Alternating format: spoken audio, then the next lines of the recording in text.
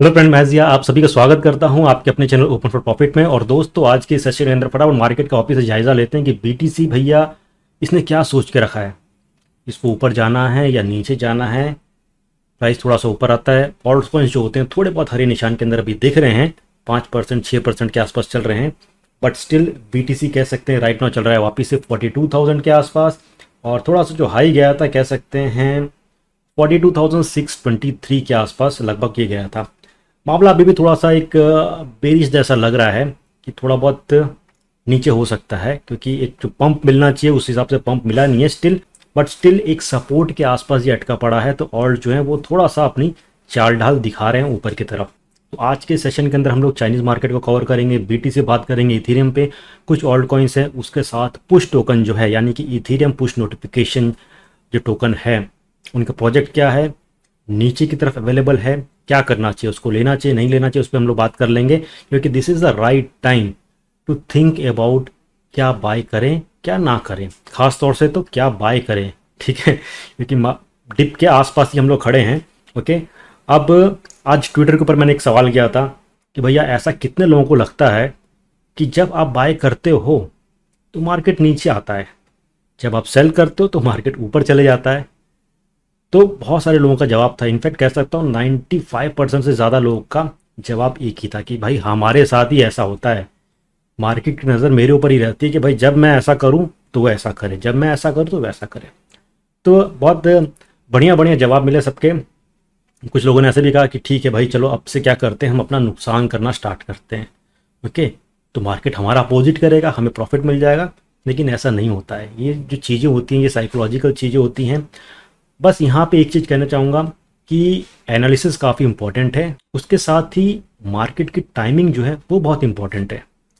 क्यों कहा जाता है कि 90% से ज़्यादा जो लोग होते हैं उनको मार्केट में लॉस होता है, या वो ब्रेक इवन के पास रहते हैं या उससे नीचे ही रहते हैं, अंडर वाटर रहते हैं। और क्यों बाकी के 10 से 15% लोगों को प्रॉफिट होता है। तो जब आप उन 10 से 15% वालों से पूछोगे कि भाई आप लोग ट्रेड कैसे करते हो, दिन भर ट्रेड करते हो, बोलेंगे नहीं। हफ्ते में ट्रेड करते हो तो होगा शायद एक मरतबा, महीने में एक या दो मरतबा। तो उनका जो काम होता है वो एक अच्छे डिप की, ये अच्छे टॉप की, ये अच्छे ब्रेकआउट की, या एक रेजिस्टेंस सपोर्ट का इंतज़ार करते हैं, उस हिसाब से उसको ट्रेड करते हैं, बीच में नहीं फुदकते हैं। ओके, तब जाके वो कमाते हैं। उसके साथ एक्सपीरियंस चाहिए रहता है, एनालिसिस चाहिए रहती है, फंडामेंटल जो न्यूज़ है मार्केट में क्या चल रही है उसके ऊपर नज़र होनी चाहिए, साथ ही ग्लोबल मार्केट्स में क्या चल रहा है उसके ऊपर नज़र होनी चाहिए। तो इस सेशन को आगे कंटिन्यू करूँ उससे पहले ये कहूँगा कि भाई वीडियो पसंद आती है तो उसको ज़्यादा सा लाइक ठोक दीजिए, कम से कम 15,000 लाइक्स दिखा दो कि भाई कैसा दिखता है। ठीक है, अरसे हो गए कभी देखा ही नहीं। चैनल पर नए हैं तो सब्सक्राइब बटन पर क्लिक कीजिए, बेल आइकन पर क्लिक कीजिए, ताकि जो भी इंपॉर्टेंट नोटिफिकेशंस होती हैं वो आप लोग से मिस ना हो जाए। ट्विटर पर फॉलो कीजिए, टेलीग्राम पर फॉलो कीजिए, लिंक्स वगैरह डिस्क्रिप्शन में है। तो ज़्यादा वक्त नहीं दूंगा, चलिए फटाफट चलते हैं, देखते हैं मार्केट में क्या उथल पुथल हो रहा है।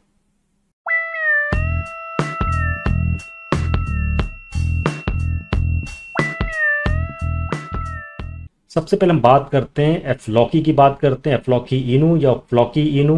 ये भी शिबा इनू की तरह है, डॉज की तरह है, मीम कॉइन है, और इसके अंदर भी हम अच्छा खासा प्रॉफिट बना सकते हैं क्योंकि अभी ये सपोर्ट पे है। और इसको अगर आपको बाय करना है तो आप पैनकेक स्वैप पे जा सकते हैं या यूनिस्वैप पे आप जा सकते हैं। तो इसको अगर मैं क्लिक करता हूँ तो यहाँ पे मैं जाता हूँ तो यहाँ पे एफ्लॉकी और इसका ये कॉन्टैक्ट एड्रेस है, लास्ट का 66D है और स्टार्टिंग में 43 के आसपास है। और कॉइन मार्केट कैप पे भी अगर मैं देखता हूँ एफ्लॉकी इनू जो है इसका कॉन्टैक्ट एड्रेस मैच कर रहा है। ठीक है, तो ये मैच करके कंफर्म कर लेना कि वो ये कि नहीं है। ठीक है, क्योंकि बहुत सारे डुप्लीकेट्स अवेलेबल है अभी। तो इसका प्राइस देख सकते हैं अभी यहाँ पे 13% की गिरावट है, अच्छा खासा बॉटम पे है। और अगर मैं गूगल पे भी इसको सर्च करता हूँ एफ्लॉकी इनू तो यहाँ पे बहुत सारे आपको अपडेट्स मिलेंगे। और टॉप स्टोरीज़ के अंदर भी आप देखेंगे 4 दिन पहले एलन मस्क का नाम इनके साथ जुड़ा हुआ है, CNBC TV 18 के ऊपर है, मिंट के ऊपर भी आर्टिकल है, NDTV के ऊपर भी आर्टिकल है। तो कहीं ना कहीं से जो इसकी मार्केटिंग है ज़बरदस्त हो रही है, बॉटम में है, उस हिसाब से इसको लेके अच्छा खासा प्रॉफिट इसमें छापना चाहिए। ठीक है, तो ये सारी चीज़ें आप पढ़ सकते हैं, इतना मैं इसको डीप में नहीं जाऊँगा ऊपर में। देन रिसेंटली इनकी जो लिस्टिंग हुई है वो GT पे हुई है, हॉटबिट एक्सचेंज पे हुई है, और आने वाले कुछ और भी बड़े बड़े एक्सचेंजेस है वहाँ पे भी ये लिस्ट हो सकता है, इनका ऐसा कहना है। इसके अलावा the token has plan for establishing utilities in gaming and NFTs। Gaming और NFT सेक्टर के अंदर भी ये टोकन आएगा।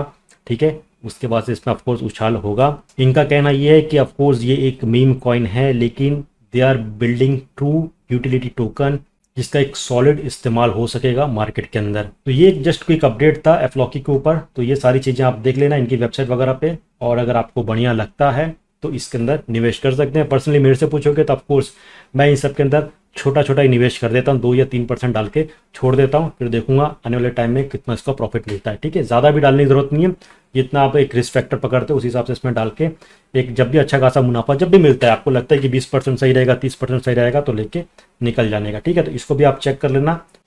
सबसे पहले हम चाइनीज़ मार्केट की बात करते हैं। जो येन है उसका ये चार्ट है इन पेयर ऑफ यूएसडी। अब चाइना का जो सबसे बड़ा लार्जेस्ट रियल एस्टेट डेवलपर जो है एवरग्रांडे ग्रुप, दिवाला निकलने के बहुत करीब है। लगभग $300 बिलियन का डेप्ट है। अब उसके ऊपर से मार्केट में क्राइसिस लगी हुई है। ओके, और सुबह मैंने आपको कहा था लेमन ब्रदर्स से हम उतना कंपेयर नहीं कर सकते हैं क्योंकि वो थोड़ा अलग था, लेकिन फिर भी अभी जो मैं न्यूज़ पढ़ रहा हूँ उसमें यही कहा जा रहा है कि इस मार्केट का अगर इस लेवल से इसने रिकवर नहीं लिया तो अच्छा खासा ग्लोबल इम्पैक्ट पड़ सकता है, क्योंकि इन कंपनीज़ की बाकी सारी कंपनी से टाई अप होता है, क्रेडिटर्स होते हैं, ओके, लेंडिंग होता है इनका, उसमें बीटीसी वगैरह होता है, बहुत सारी चीज़ें होती हैं, उसके डीप में नहीं जाएंगे। बट ये समझ जाइए कि अगर गवर्नमेंट इसको बेल आउट नहीं करती है तो एक बड़ी क्राइसिस भी हम यहाँ पे देख सकते हैं, जो थोड़ा सा और मार्केट को नीचे लेके जा सकता है।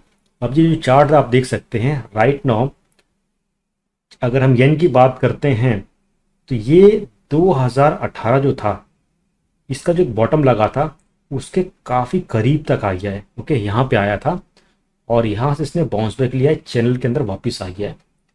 अब यहाँ पे अगर हम देखते हैं तो यहाँ पे इनवर्स हेड एंड शोल्डर बना है, और यहाँ से अगर ये ब्रेकआउट लेता है ओके, तो कह सकते हैं कि चाइनीज़ मार्केट यहाँ से रिकवर वापस से कर सकती है, और उसके बाद बाकी जो ग्लोबल मार्केट्स हैं उस पर भी हम थोड़े बहुत हरे निशान देख सकते हैं। ठीक है, तो हमें यहाँ पे ब्रेकआउट का वेट करना है। अगर ये ब्रेकआउट नहीं होता है, वापस अगर नीचे आता है इस लाइन से और नीचे की तरफ आ जाता है, आप इस चार्ट के ऊपर नज़र रखना, तो ये समझ लेना कि थोड़ा सा मार्केट में वापस से मंदी हो सकती है। ओके, चलिए बीटीसी का यहाँ पे 4 आवर का चार्ट ओपन है और हमेशा की तरह वही चार्ट है, और यहाँ पे चैनल बना हुआ है, प्राइस ऊपर नीचे हो रहा है, और ये मिड वाली लाइन है।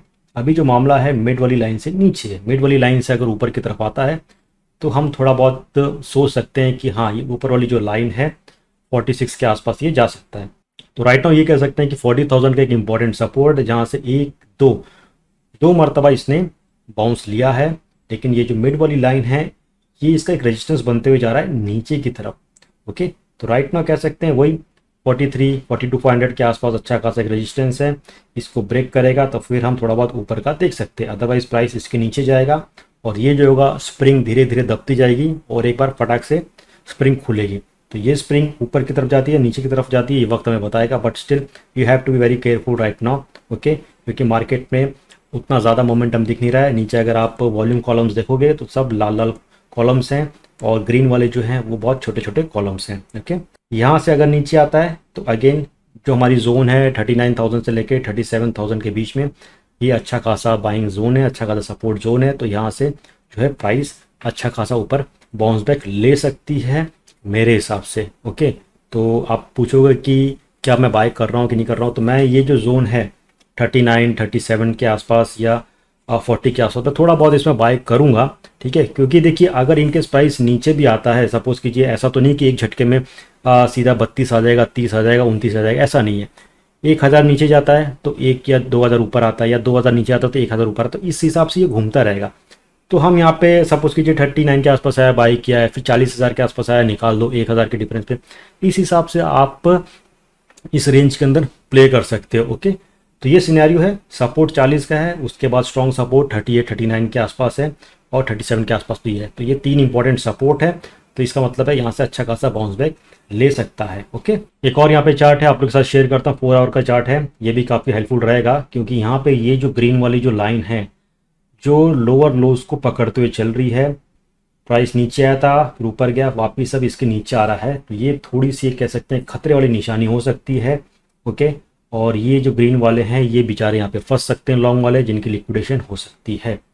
तो अभी ये जो लेवल चल रहा है 41,921 के आसपास, जो सपोर्ट था 41,943 के आसपास, ये ब्रेक होता है, प्राइस नीचे आता है, ऊपर आता है, तो ये फिर मेरे ख्याल से अगर मैं 4 आवर के चार्ट पे फिबोनाची ड्रॉ करता हूँ तो 61.8 का जो लेवल है इसको रिटेस्ट करेगा मेरे हिसाब से, ज़्यादातर मुझे लगता है। ओके, जो है नियर अबाउट 37,700 के आसपास यहाँ तक जा सकता है। देखिए इथेरियम का मैंने आपको पहले भी क्या कहा था कि 2900 अगर टूटता है तो शॉर्ट मार लेना। 2900 तोड़ा, कितना गया आप देख सकते हो, 2660, 2660 के आसपास गया, उसके बाद से प्राइस ऊपर गया। तो जो एक सपोर्ट को तोड़ता है उसको रिटेस्ट करता है, रिटेस्ट करके अगर ऊपर आता है तो अच्छी बात है, प्राइस ऊपर जाएगा।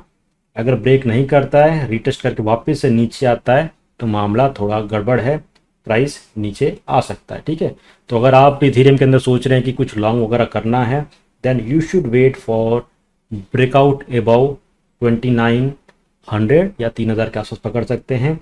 अब यहाँ पे बात होती है कि इथेरियम को कब बाय करना है, तो 2400 2500 ये सब के आसपास आप इथेरियम को बाय कर सकते हैं, एक अच्छी बाइंग रहेगी अच्छे प्रॉफिट के लिए। अब इथेरियम को थोड़ा सा और बड़े नज़रिए से देखते हैं। ठीक है, जब मार्केट काफ़ी ज़्यादा वॉलेटाइल हो, कुछ समझ नहीं आ रहा हो, तो चीज़ों को थोड़ा सा बड़े टाइम फ्रेम में देखो। वन डे में हम देखते हैं, इंपॉर्टेंट चीज़ जो यहाँ पे हम फोकस करेंगे वो फिबोनाची का 61.8 रेशियो है, उसके साथ 200 मूविंग एवरेज है, और प्रीवियस डेली रेजिस्टेंस क्या था जो अभी एक सपोर्ट की तरह ऐड कर रहा है।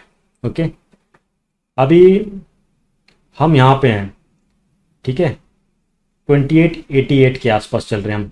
ओके, और इसको जो सपोर्ट मिला था 2660 के आसपास, तो ये जो है ये इसका एक लोकल सपोर्ट है।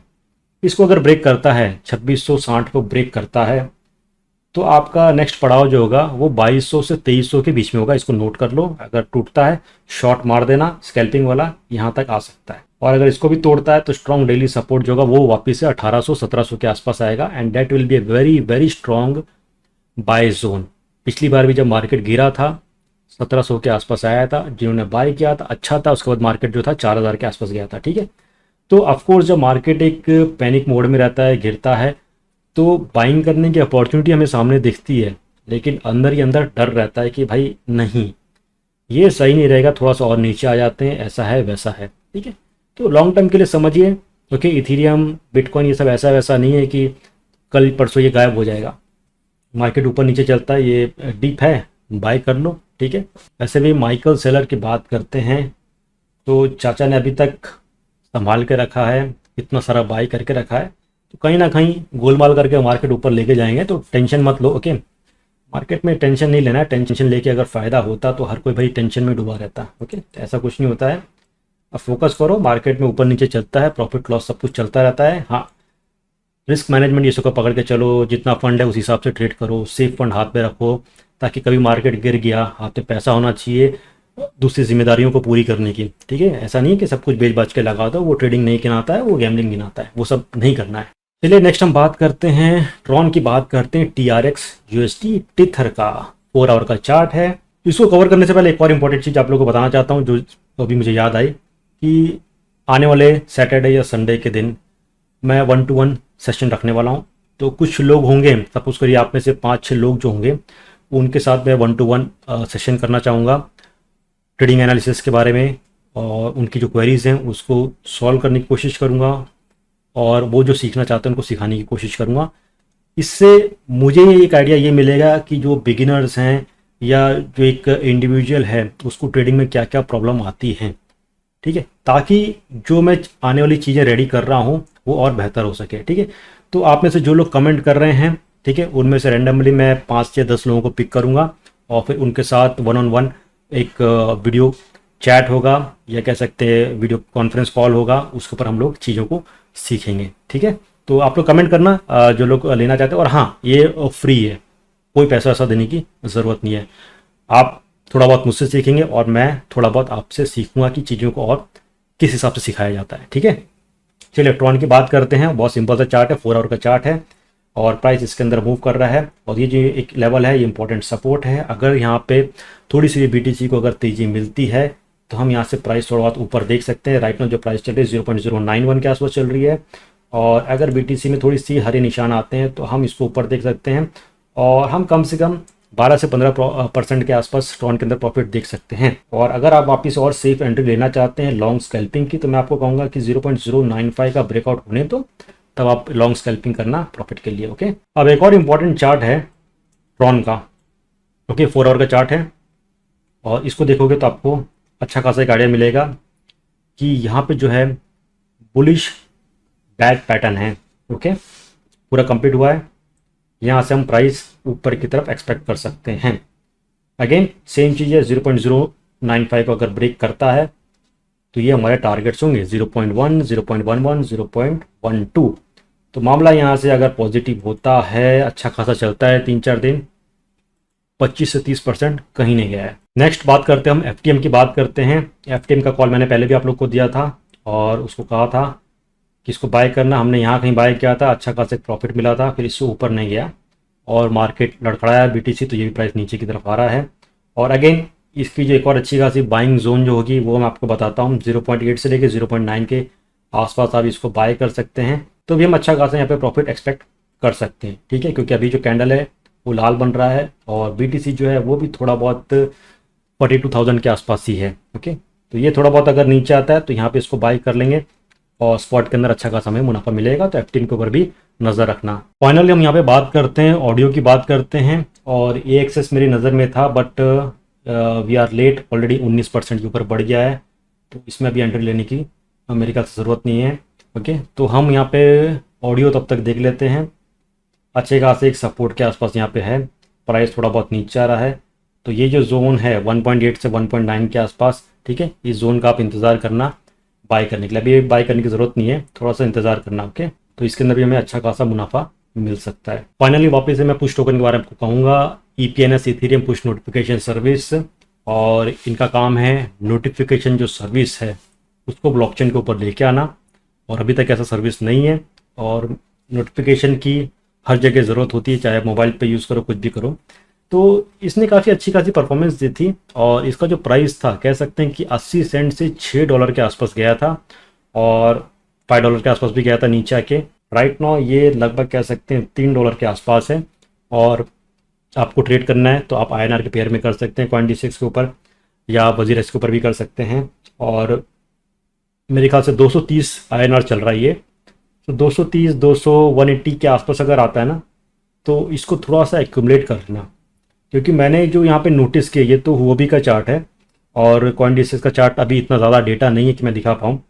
तो इसमें मैंने ये देखा है कि जब भी थोड़ा सा मार्केट एक ग्रीन में आता है तो इसके अंदर 30 से 40% की अच्छी खासी छलांग होती है। ओके, तो राइट नाउ हमें एक अच्छे रेट पे मिल रहा है, लेके इसको होल्ड करो, आने वाले टाइम में इसके अंदर अच्छा खासा आपको प्रॉफिट मिलेगा इन पुश टोकन। ठीक है, तो दोस्तों ये था quick update on BTC, Ethereum, कुछ ऑल्ट कॉइन्स, उसके साथ हमने FLOCI के बारे में यहाँ पे बात किया है, उसके साथ हमने पुश टोकन के बारे में बात किया है। तो सब चीज़ों को देख लेना, परख लेना, सही लगे उसी हिसाब से ट्रेडिंग करना। अगेन मार्केट जो है थोड़ा सा हिचकोले खा रहा है, तो सोच समझ के ट्रेड करना, जल्दीबाजी मत करना। अगर लगता है कि मार्केट नीचे आ रहा है, 42 से नीचे चल रहा है, 41 समथिंग चल रहा है, तो थोड़ा सा इंतजार कर लेना। जो चीज़ें मैंने बताई हैं वो और आपको डिप के अंदर मिल जाएगा। ठीक है, तो ये एक क्विक अपडेट था, इसके बाद और भी इंपॉर्टेंट कुछ अपडेट्स आएंगे तो आपके साथ मैं शेयर करूंगा। वीडियो पसंद आई, एनालिसिस पसंद आई तो लाइक जरूर करना, चैनल पर नए हैं तो सब्सक्राइब जरूर करना। जल्द मिलेंगे, तब तक take care, have a great day.